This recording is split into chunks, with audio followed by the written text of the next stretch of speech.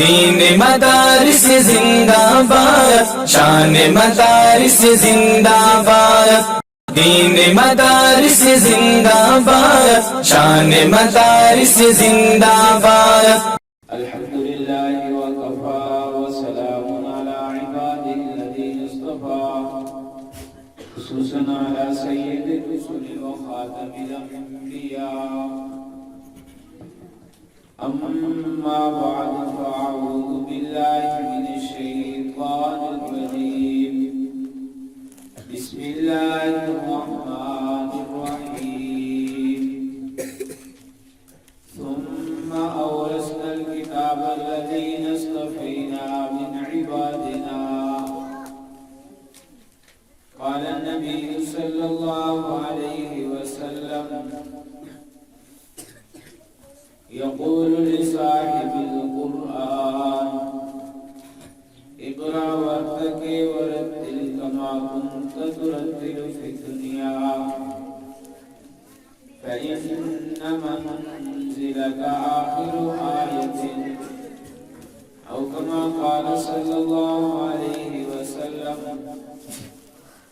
صدق الله العظيم وصدق رسوله النبي الكريم، ونحن على ذلك لمن الشاهدين والشاكرين، والحمد لله رب العالمين. يا رب صل وسلم دائما ابدا على حبيبك خير الخلق كلهم.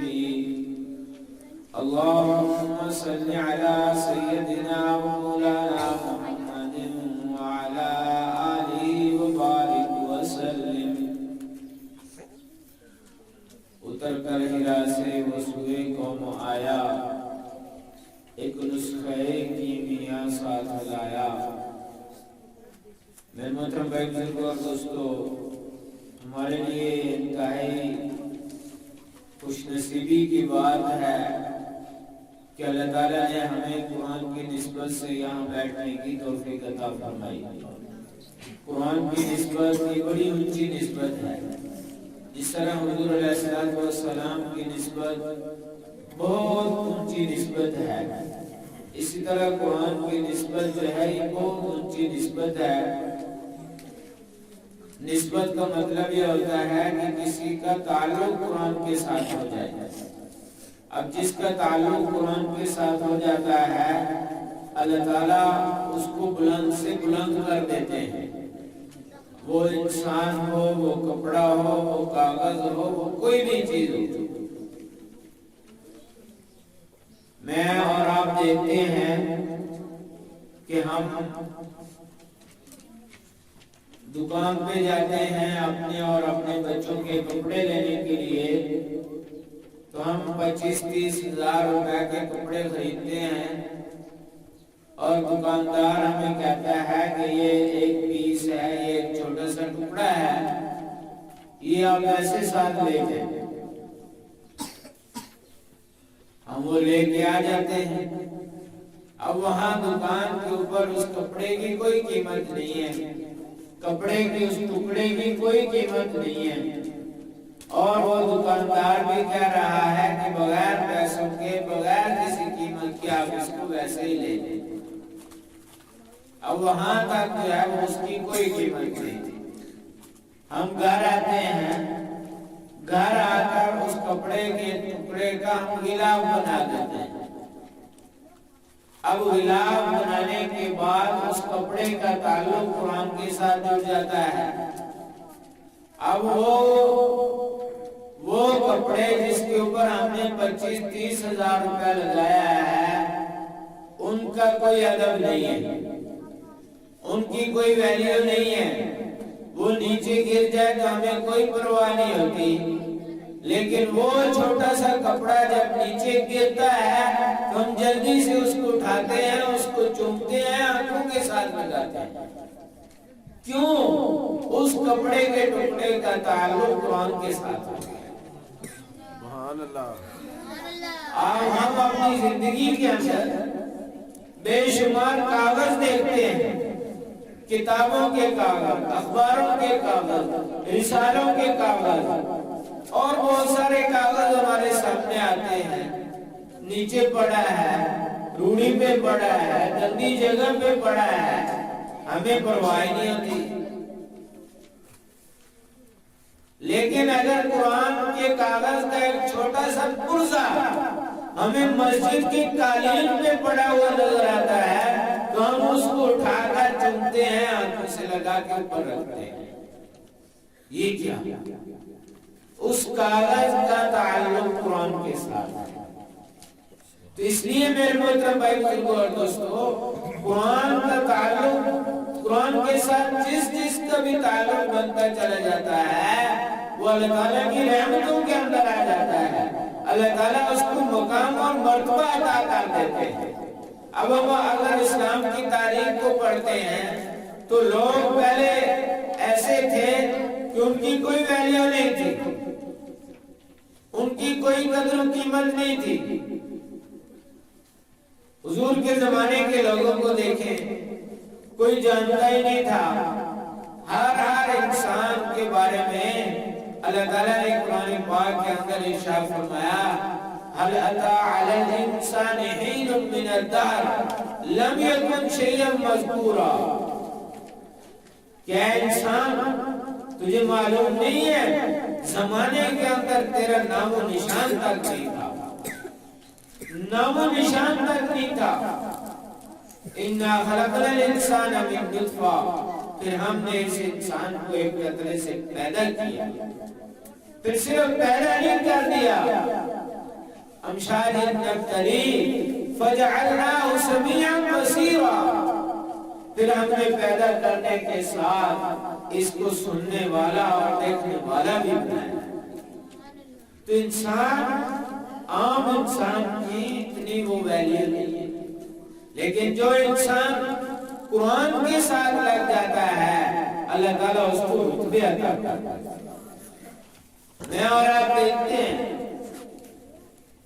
जब अबू बकर कुरान के साथ उनका ताल्लुक होता है तो वो सिद्दीक़ अकबर बन जाते हैं। उमर रज़ियल्लाहु ताला अन्हु का ताल्लुक कुरान के साथ जुड़ता है तो वो फारूक आज़म बन जाते हैं। उस्मान गनी रज़ियल्लाहु ताला अन्हु का ताल्लुक कुरान के साथ बनता है, जुड़ता है, तो वो सखावत की बादशाह बन जाते हैं, ज़ुन्नूरैन बन जाते हैं। हज़रत अली रज़ियल्लाहु ताला अन्हु का ताल्लुक जब कुरान के साथ जुड़ता है तो वो हैदर कर्रार और शुजाअत और बहादुरी के बादशाह बन जाता है। इसलिए मेरे मोहतरम भाई बुजुर्गों और दोस्तों, उसके बाद भी आज जब पढ़ते हैं, देखते हैं, सुनते हैं, तो आपको ये बात नजर आती है कि जिस जिसका ताल्लुक भी, जिस जिसकी निस्बत भी कुरान के साथ हो जाती है, अल्लाह ताला उसको बुलंदियां अता कर देते हैं, बुलंदियां अता कर देते हैं। हम रोजाना देखते हैं, रोजाना देखते हैं, रमजान के महीने में देखते हैं। रमजान के महीने में हम क्या देखते हैं? रमजान के महीने में ये होता है कि बादशाह हो, सदर हो, वजीर हो और लैंडलॉर्ड हो, जमीनों मरबों का मालिक हो, फैक्ट्रियों कारखानों का मालिक हो, वो पीछे खड़ा है और एक छोटी जात का बच्चा, एक गरीब बच्चा आगे खड़े होकर उसको नमाज़ तरावी पढ़ा रहा था और वो पढ़ रहे होते हैं, फख्र महसूस कर रहे होते हैं। तो ये क्या है? ये कुरान की बरकत है। मेरे मोहतरम भाई बुजुर्गों और दोस्तों, कुरान जहां पे आता है बरकतें ही बरकतें छोड़ता है। तो अल्हम्दुलिल्लाह हमें अल्लाह ताला ने हमारी निस्बत, हमारा ताल्लुक कुरान के साथ जोड़ा है। ये वैसे नहीं हो जाता। मैं अगर कुरान पढ़ता हूँ तो ये वैसे नहीं हो गया। ये बच्चे अगर कुरान पढ़ते हैं तो ये वैसे नहीं हो गया। आप लोग इनके साथ तामुल करते हैं तो ये वैसे नहीं हो गया। कितने लोग पढ़े, हर एक को पता है अच्छा काम है, सवाब का काम है, नेकी का काम है, لیکن نہیں لگا رہا، 1 روپیہ نہیں لگتا۔ اس کی وجہ قرآن نے بتائی ہے۔ یہ جو ہم کرتے ہیں یہ ہمارا کمال نہیں ہے، یہ جو بچے پڑھ رہے ہیں یہ ان کا کمال نہیں ہے، بلکہ اللہ قرآن پاک کے اندر کہتے ہیں 22ویں پارے کے اندر ثم اورثنا الکتاب الذین اصطفینا من عبادنا۔ اس کا کیا مطلب ہے اس آیت کا؟ اس آیت کا مطلب یہ ہے کہ ہم اپنے بندوں میں سے، ہم اپنے بے شمار بندوں میں سے کچھ بندوں کو چن لیتے ہیں، چن کر ان کو قرآن کے ساتھ سامنے بٹھا دیتے ہیں، چن کر ان کو قرآن کی خدمت کے لیے قبول کر لیتے ہیں۔ تو یہ اللہ کا چناؤ ہوتا ہے، یہ اللہ کا انتخاب ہوتا ہے۔ اللہ جس کو چاہتا ہے وہ اپنے بندوں میں سے ان کو چن لیتا ہے۔ یہ مدارس میں بیٹھ کر پڑھنے والے بچے یہ کوئی معمولی نہیں ہے، یہ کوئی عام بچے نہیں ہے، یہ کوئی جو ہے وہ چھوٹے موٹے بچے نہیں ہیں، یہ وہ بچے ہوتے ہیں جن کو اللہ نے چنا ہوتا ہے، یہ اللہ کا چناؤ ہوتے ہیں، یہ اللہ کا انتخاب ہوتے ہیں۔ اگر ہمیں اللہ پاک اس کے لیے قبول کرتا ہے تو ہمیں اللہ کی ذات کا شکریہ ادا کرنا چاہیے اور اللہ تعالیٰ سے مانگتے رہنا چاہیے۔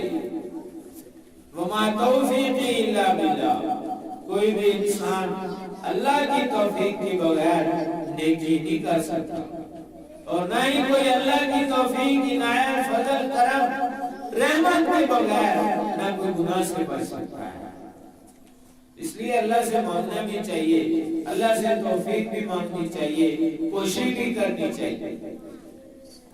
تو میرے محترم بھائیو اور دوستو، ہمارے اس محلے کے اندر، ہمارے اس گاؤں کے اندر اللہ تعالیٰ نے یہ ہمیں ایک بہت زبردست بڑا بہترین ادارہ عطا فرمایا ہے، بڑا معیاری ادارہ ہے، بڑی محنت ہو رہی ہے یہاں، بڑا زور لگایا جا رہا ہے، توانائیاں خرچ ہو رہی ہیں، رات کو جاگ جاگ کر اس مدرسے کے لیے محنت کر رہے ہیں قاری صاحب، اپنا سکون، اپنی جان اور اپنا وقت ہر چیز ادارے کے لیے وقف کر رکھی ہے۔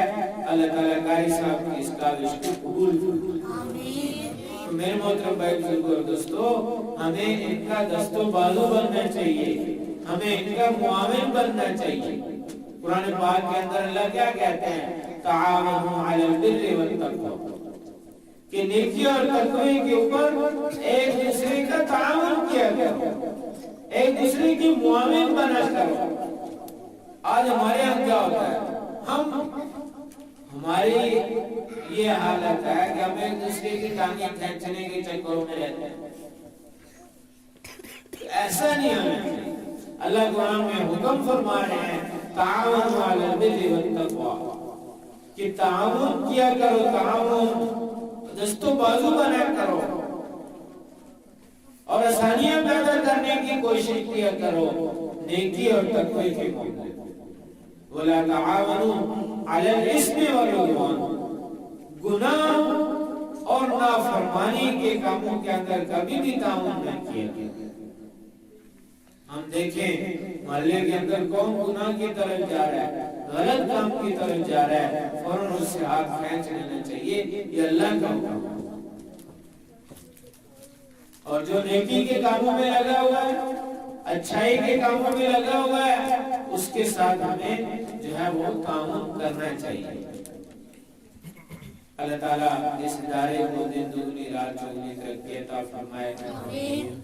وآخر دعوانا الحمدللہ رب العالمین۔